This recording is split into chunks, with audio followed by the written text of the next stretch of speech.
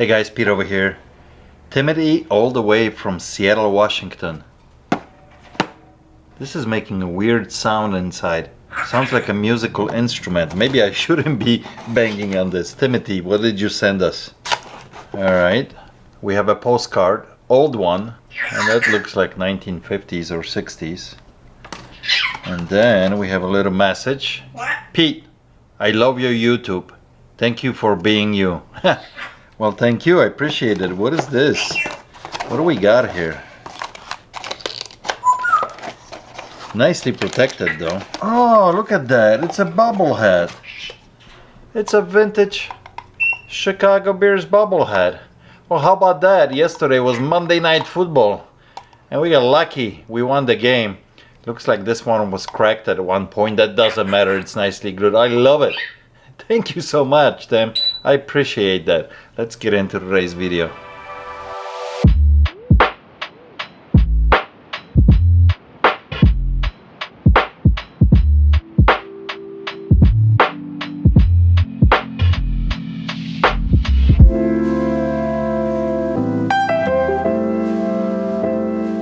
So today I want to do a little segment that we're gonna walk around the shop a little bit. She's making beeping noise like a truck is going. We're gonna walk around the shop a little bit because you guys are asking me of certain things. Do we sell even in a shop, or do we buy and have that kind of stuff in a shop? So for example, I'm standing next to the case here that we have a lot of like mechanic tools. We buy that a lot and it sells very good for us. We get a lot of auto mechanics coming in here. So from Snap-on to Matco, those good brands, they sell really well. And I have like different sockets here, wrenches, or small, electric cordless Snap-on guns and things like that. Yeah, so that kind of stuff sells very well for us. Let's go around the shop and I'll show you guys different things that I think are really good sellers and things that I wish we never bought it or actually just sat here forever and I wouldn't buy it again. Here I'm standing in a section that we have all musical instruments here in the shop, from like violins to clarinets, trumpets, some keyboards. So I do buy stuff like this, but it actually doesn't sell that well. There's only certain times of the year that actually like a clarinet sells really good, like before the school year starts. But then on the other hand, on this side, when we have guitars, some banjos, and a bunch of small amps sitting here for the guitars, this stuff sells extremely well all year round. And the best price point like for guitars that I buy is like around $100 to $200. I get a lot of people in here that want to be like a beginner thing and they want to buy a decent guitar for $100 or $150. So guitars we do extremely well with. Now I have to buy a little bit of everything, so it kind of makes this area look good. Are these good movers? No, they're not when it comes to like any brass instruments and things like that. So let's move on. So now I'm standing by the section here of bunch of receivers and amplifiers. This is stuff from 80s, 90s and early 2000s, and also section that we used to have bunch of TVs on this back wall. Well, look, at the moment I really got only one TV here. We are completely not buying TVs anymore. The TVs became so cheap, they're not profitable. You can walk into the Walmart and buy 50-inch TV for $200. Yeah, it might be not the best brand, but TVs are so cheap, makes no sense for us to buy them and try to flip them. Also, the receivers and amplifiers that are here, we did very, very well over the years. These are the cheaper stuff that we would sell here. Like if somebody needs a nice quick system for the garage or a man cave, they would buy a receiver from 1992 that had a lot of power, but it's cheap and somebody can purchase for $60, $80, $100. But lately this stuff hasn't been moving that well, so we are very picky when it comes to the vintage electronics from that era particularly. Now on the other hand, when we go to the room next over, when I have more vintage stuff from the 60s and 70s that brings more money, a little bit, I would say more desirable in the sense of being an audiophile guy. That stuff sells for pretty good penny. Also very niche market, but I like that stuff. I'm not gonna lie, I like that. So now we are in a section, in an aisle here, that I got a little bit of everything here. And the reason I have that, so it gives like this nicer flow of stuff that we maybe doesn't sell the best for us, but it's still here. Like I have some Blu-rays here. We used to have DVDs, no more DVDs, now we have Blu-rays. On this side I have a little bit of like entertainment stuff, like poker chips, dart boards, maybe telescope, a little bit of hunting stuff and equipment for camping and things like that. On this side, a little bit of smaller appliances. This stuff actually doesn't sell that well, but it's here because it makes the shop look like I got a little bit of everything in here. As we keep going, like for example, I got some aquariums here and reptile stuff and things like that. So it's a mix of different things that makes the shop look like we have a lot of different things in here. Not necessarily the best sellers, but they need to be here to fill in, you know, between the tools and electronics and retro gaming stuff. So yeah, that's how it's all set up here. And then for example, another section here that it's a little bit of like toys. I don't have much for kids here in the shop, but if the parents do show up with the smaller kids, there is something for them. You know, some Legos, some Marvel stuff, some figurines, you know, little cars, little robots and dinosaurs and things like that of that nature. And everything is set at that lower level, a kid's eyes level. So if a 8-year-old or a 10-year-old is walking by, it's in his vision of view. So it's all kind of done on purpose. I don't have a whole lot, but enough to make the kids happy. So lots of people in comments I see ask, Pete, why do you have so many frisbees? These are actually not frisbees, these are disc golf. Seasonal item, just like the fishing poles right next to it too. But people like that kind of stuff. There's not many shops around us that sell disc golf, so that's why we have them. It brings a different crowd. Same thing like with the fishing and hunting stuff. There's a couple bait shops, but people always know that I carry good quality rods like Daiwa, St. Croix, because I'm a fisherman myself, so I know what kind of to spot and what sells good. So things like that just bring people in. Not always sellers all year round, but it's good to have stuff like that. There's also a lot of random stuff that it's sitting throughout the shop on the counters. Like we'll have a DJI, a Pro drone here, then there's a gun base here, there's some weird light over here, you know, so things like that. But then certain cases always are designated for the same stuff all the time. When the regulars come in, they know that stuff is there. Like we have binoculars here and different swords and things like that. And then we continue on, and this is probably the best selling item in a shop. One of the best selling items is the case with the knives that we have here. Knives come and go here all the time.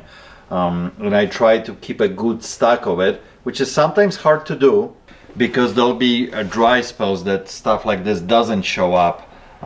You know, there's more vintage and military knives in a case in here that it's mixed with some other things in between. And then stuff that I really enjoy and like, a lot of history here, a military case, right? World War I, World War II, Civil War. Unfortunately, this stuff is not selling that well at all. But I like to have it. It's a conversation piece. A lot of people will stand in front of this case and say, oh my gosh, look at this and that. Once in a while, we'll get a bite and a good sale, but a lot of this stuff at the moment is not selling. Like helmets at the bottom here that I have, all the fireman helmets, very cool pieces. It takes a special buyer for all this stuff, you know. Average person doesn't buy things like that, but it's still cool to look at. This section is probably the most popular section in the store. We sell a lot of gaming stuff, from newer to older. Vintage obviously brings more money and sells better, like Nintendo 64, NES, those older systems. But we don't shy away of selling, you know, the the newer stuff, the PS5s and the PS4s and Xbox Ones and all that stuff moves pretty well. Same thing with the Nintendo Switch, you know, the smaller systems. All those games constantly bring people in here, and we have a good turnaround of stuff. I would say probably between gaming stuff and knives, those two items are probably like one of the best selling items in the store for sure. And it's hard for us to keep them in stock, especially like Nintendo 64. I have one here right now. Most of the time it's out of stock because it comes in and it's gone within a day or two. So here's one of those interesting items that, when I say interesting, it's an impulse buy here when somebody walks in. And the reason I say this, because we're gonna try to sell, for example, this Monster RC car for the third time. Yeah. This thing has been on layaway a couple times. It's very expensive. It's like $900. Somebody comes in, gets excited. We always have a few different RC cars. They get super excited. I want it. They put it on layaway because it's expensive. And then a month later, they kind of default on it because they realize they can't afford it or pay that kind of money. So that's what happens with this thing. This is, well, I mean, we could do a heck of a deal now because, you know. Yeah, and then we always tell people up front, 10% is non-refundable, because sometimes there was one point that we waited 3 months with this on layaway. Because he made like 2 or 3 small payments and then. Right. So if somebody buys, $1,000 toy like this, they put $100 and they've been paying on it a little bit for 3 months. $100, 10% is not refundable because we lose money. Everything goes down in value. So we'll give them the rest of the money back. But so now this thing is down in price a little bit because we did made a little bit of money on it already. But yeah. We've got 2 bins of extra parts. It's risky buying things like that because you're tying up a lot of money. It might take a long time, but it's a wow factor when people come in and go, oh my gosh, look at this. People get excited. So one of those weird items. As you're watching this right now, this is a view when you enter the shop. So you got this cool cabinet here with kind of wow factor, vintage, antique looking stuff. Same thing here. This shelving unit is the same way set up, kind of cool things that came into the shop lately, and it's that wow factor. But as you go around actually the cabinet, in this area in the middle of the shop, it's kind of our bread and butter stuff. You don't see it right away, but this is all different kinds of tools that we sell here. Little bit of everything, mixture of stuff, loose tools, power tools, hand tools, 2 rows of this, one after another, because it's truly, stuff that we sell every single day. And I like selling things like that because it brings constantly people in and they know they can get a bargain buying things like this from us. And now we are standing by the counter that you guys see most of the time. This is where all the action happens. It's not from that angle, it's always from this angle. Of course we got, gold, silver, watches, lots of graded sports cards in here, stuff that it's quick access for us from behind the counter, but it's pretty valuable, so we have to keep it locked up. But yeah, you see this action of negotiation always from this side. This mic is hanging up here. You never see this because when it's recorded by this camera, this is always out of the shot. You never see it, but that's how we get the audio between the customer that's standing here and me on the other side. That's how we capture the audio. So I thought I'd just show it to you guys how it looks, from the other angle. Yeah, where's your mouse? Did you find it? So Honey has been hunting a mouse here all day long. Somewhere along this cabinet, and somewhere here, there's Micey running around, and she's been trying to catch it, right? Yeah, you've been hanging here for hours. For hours. Yeah, I know. This is a section right here that I hardly ever sell out of this cabinet. Some crystal, some figurines, some unusual pieces, very hard to move items, but I do have them because it makes the shop interesting. This whole room, when I always say antique stuff, right, or vintage stuff that I really like to buy and sell, at the moment is not moving the best, but I gotta have it.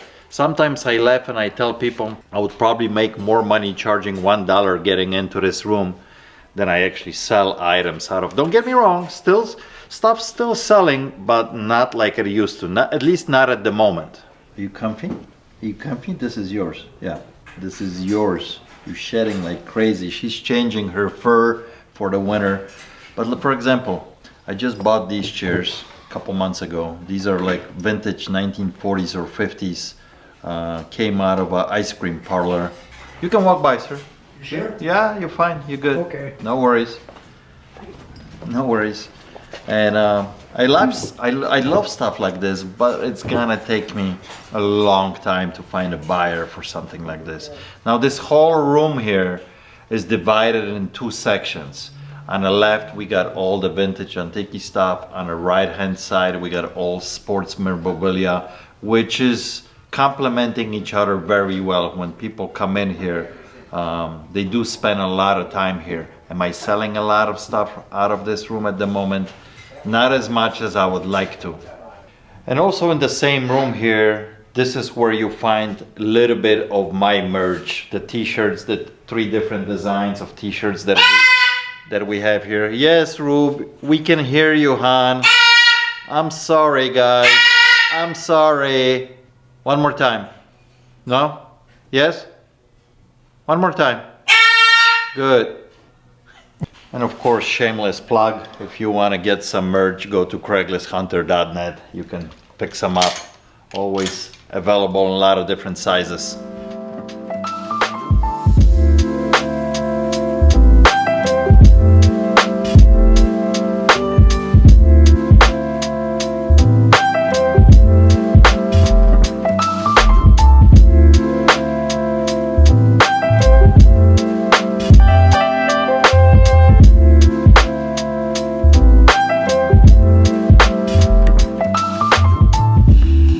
This room is the smallest room in the shop, by far my favorite room. This is all about music. We have CDs here, cassettes, vinyl, and the vintage electronics. So CDs are not selling the best right now, but I do have a little bit in here just to make it, you know, like very appealing, right? Same thing with the cassettes. Don't have too many of them, but just enough that people can browse through. The biggest seller obviously in this room is all the vinyl records. Every single day people are, you know, standing here going through them. Very popular item for us. Not as good as it was just a couple years ago, but still we sell a lot of vinyl here. And then this side, lots of vintage electronics, different receivers, amplifiers, speakers. I love this stuff. I understand this stuff. It gives me joy buying and selling this. Doesn't fly off the shelf. It takes a special buyer to buy stuff like this. Not every Joe comes in and buys equipment like that, which is fine because it doesn't take a whole lot of room. Like I said, this is the smallest room in the shop, but it's fun to deal with. And what's better when you're coming in dealing with stuff like this that you truly love. So yeah, selling vinyl, music, all these electronics, it's lots of fun. We always have different posters here on a wall representing different bands. And here at the end, actually, this is a wall of stuff that it's designated to you guys, to the fans that send me stuff over the years. This whole case right here is filled with little trinkets that you either brought it in physically to the shop or you mail it in. A lot of Polaroid photos here as well with a lot of you guys that stop in the shop that I took, different postcards. So this is very cool corner here. And of course right behind me here, this at one point was gonna be a studio that we're gonna do a podcast when pandemic happened. And you can see even It says my logo on top, Craigslist Hunter chat room. That never happened. Pandemic happened. I couldn't get any people in here, and it kind of went away.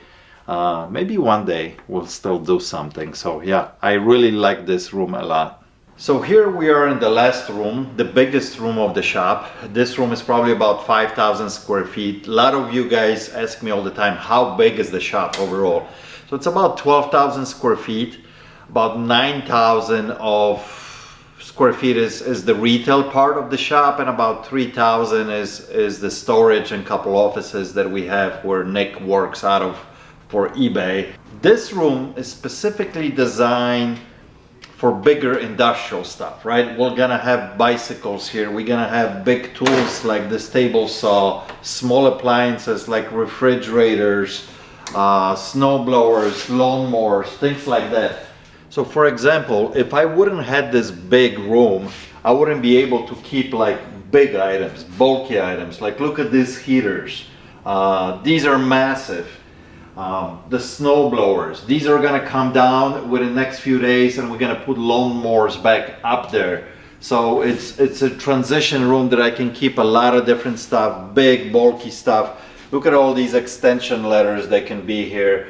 And 8, 10, 12 foot step ladders, tires, all big machinery can come in this room. It does serve this fantastic purpose that gives me ability to have all these big unusual items. Absolutely vital to this whole operation. As ready as I'm gonna be for this ending. This is a tough one. So I receive a postcard here from, I'm gonna butcher here everything, I think. Your name, it's all the way from Portugal, so correct spelling of your name I think is João. I hope I'm saying this right. João, thank you for the postcard. You are from Terceira Islands, which is a coast of Portugal, and the name of your town is Azores. If I'm saying that right, my gosh, I'm butchering everything. Thank you so much for the postcard. I appreciate you watching, and catch you guys on the next one. Cheers.